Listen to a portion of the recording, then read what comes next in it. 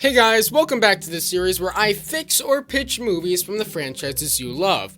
And if you haven't seen my videos on fixing Power Rangers 2017, fixing Superman 3, and pitching an MCU Spider-Verse movie, check those out. But today, since it's spooky season and Halloween is in just a few days, I thought a good place to look was Goosebumps. A little while ago, I made a video talking about how Goosebumps 2 was not a good sequel to the first Goosebumps movie, and in that video I talked a little bit about how I would fix Goosebumps 2 to be a better sequel. And today I'm going to be expanding upon that with a lot more and present other potential sequels. So, I think the first movie is pretty good and I'm going to keep it pretty much exactly the same. The only thing that I'm changing is the ending. The movie ends with the Invisible Boy back and writing a book called The Return of the Invisible Boy with R.L. Stine's typewriter. I don't really see this becoming the basis of a sequel. I get that they wanted to capture the fact that in a lot of the Goosebumps book there was a big cliffhanger right at the end, but it would feel weird to have a cliffhanger that's never really resolved. Instead, the twist is that we go over to a dark alley. One manuscript is left lying on the ground. We zoom in on it and see the title is One Day at Horrorland as a hand picks it up. As for Goosebumps 2, completely different. Goosebumps 2 should have been Horrorland, plain and simple, and I think at one point they were going to have a Horrorland movie with most of the cast returning, but for one reason or another they decided to do Haunted Halloween instead. I could see Haunted Halloween being made in the franchise as either a prequel or even a spin-off that just has the lore and Slappy carry over without any of the other characters. Maybe it's called Slappy's Revenge or Slappy Returns or something. So what would a Horrorland movie look like? I don't want this video to be super long, but here's a short-ish pitch. The movie opens with two kids walking down the street on a cool October night. Maybe they're walking home from a party or a football game. One of them notices a shop they've never seen before. They creep inside and meet an older man with tied back hair who asks them if they know anything about R.L. Stine. Title sequence. I'm going to stop right here for just a second to thank the sponsor of this video, me. Go check out my other channel, Lincoln David Productions, for a free spooky Halloween audio short story called The Freak of Nowhereville High. It's pretty good if I do say so myself. Anyway, back to the video. The gist of the rest is that Halloween is arriving and they're planning a Halloween party maybe.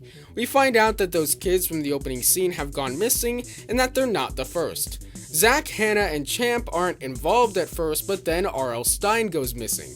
So they start tracking rumors about the disappearances and find out about this shop. But when they go there, it's deserted. There's no shop, just an abandoned building. They search inside the building and find a message for them specifically. A message from a man named Jonathan Chiller telling them to come back at night. That night they return and the shop is back. They enter and we meet Chiller, who's played by Jack Black? Trust me, there's a couple reasons for this I'll get to in a second. Chiller is from Horrorland and was released from One Day at Horrorland during the events of the last movie, which only takes place like a month before this one. The book survived and he's used it to trap R.L. Stine and the kids inside Horrorland. Now they must enter Horrorland and play his game to save R.L. Stine and the kids. That's the basic plot. I think it'd be really cool to see a few things here. One, it'd be great if they go to Panic Park and save the kids in the end. 2, Hannah and Zach's relationship can hopefully develop a little bit more. 3, I think the fact that Hannah A is a ghost and can probably pass herself off as a monster that's supposed to be at Horrorland, and B has a passing knowledge of the Goosebumps lore could be a valuable asset in the search, but keep in mind she doesn't know absolutely everything. 3, Jonathan Chiller is played by Jack Black because A, R.L. Stine being kidnapped won't be in this as much as the first, so that gives Jack Black more free time. B, Jack Black is awesome, and it also would be cool to keep the tradition of him playing the villain. And C, most importantly, Jonathan Chiller is a character that R.L. Stine created as almost a direct foil to himself. Seriously, if you just look up Chiller, his backstory is very similar to the one that R.L. Stine hinted at for himself in the first movie.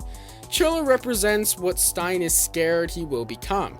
It could be really cool for them to have a fight scene with Jonathan using his knickknacks from the book and Stine using his knowledge of the world, having been the creator of it. So that's what Goosebumps 2 should have been. Where to go from there? Adapting elements from Trilogy could be cool for a future movie. A movie where Horrorland comes to the real world as a real amusement park could give some more stakes with the new villain. A Fear Street spinoff in the same universe using the same lore of the manuscripts could be cool. And I'm sure they could pull off doing a Tales from the Crypt style Goosebumps anthology movie if they wanted. So there you have it. Let me know what you guys think of Goosebumps as a book series and as a movie franchise. And if you liked this video, video in the comments below. Subscribe for daily videos, and I'll see you tomorrow. Bye.